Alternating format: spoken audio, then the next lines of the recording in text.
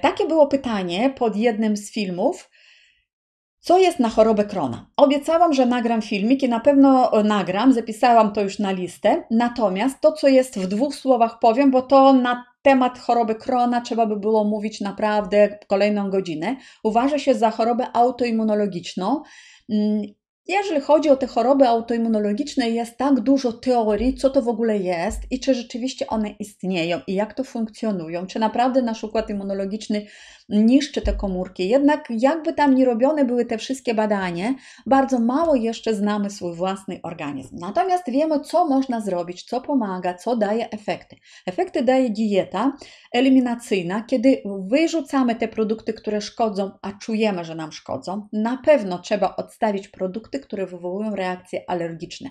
Najczęściej reakcje alergiczne wywołują cytrusy, czekolada, gluten, oczywiście odstawiamy cukier, to na to trzeba zwracać uwagę. Produkty smażone, produkty przetworzone, to już w ogóle wykluczamy, bo przy chorobie Krona powstaje stan zapalny mocny, owrzodzenia na śluzówce, nie zachodzą prawidłowo w ogóle procesy trawienne.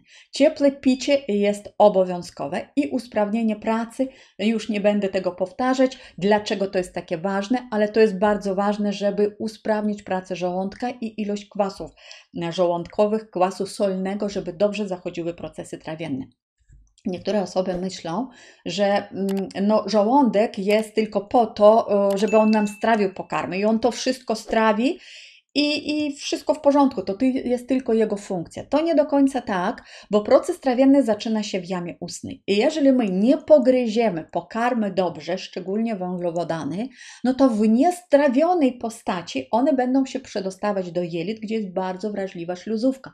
Jelita już powinny dostać prawie gotowy produkt, jeżeli chodzi szczególnie o węglowodany. Dlatego musimy bardzo mocno je rozdrobnić, mocno gryźć, żeby była odpowiednia ilość też śliny. W żołądku my trawimy częściowo białka. I też bardzo ważne jest, żeby te białka były strawione maksymalnie. Dlatego dobrej jakości białko w niedużych ilościach też spożywamy, nie przeładowujemy swojego żołądka, żeby on miał w ogóle możliwość to wszystko przerobić. I jakby praca żołądka polega na tym, żeby to przycisnąć dalej do dalszych odcinków naszego jelita. Jak nie będą strawione pokarmy i on to przyciśnie nam dalej, no to właśnie te duże kawałki pokarmu uszkadzają śluzówkę, wywołują procesy fermentacyjne. Flora bakteryjna. W chorobie Krona probiotyki wieloszczepowe, takie, które będą regenerować śluzówkę i maślany. Maślany to tak zwany kwas masłowy. To są to, co produkują nam bakterie. Bo my mówimy, bakterie probiotyczne są nam potrzebne, ale po co? Bo bakterie probiotyczne, one coś wydalają. Chorobotwórcze wydalają toksyny, które nas zatruwają, a te probiotyczne, pożyteczne wydalają różne składniki. Niektóre produkują witaminy z grupy B, niektóre produkują kwasy masłowe, które regenerują naszą śluzówkę. Niektóre pomagają trawić białko, inne pomagają trawić mleko i tak dalej.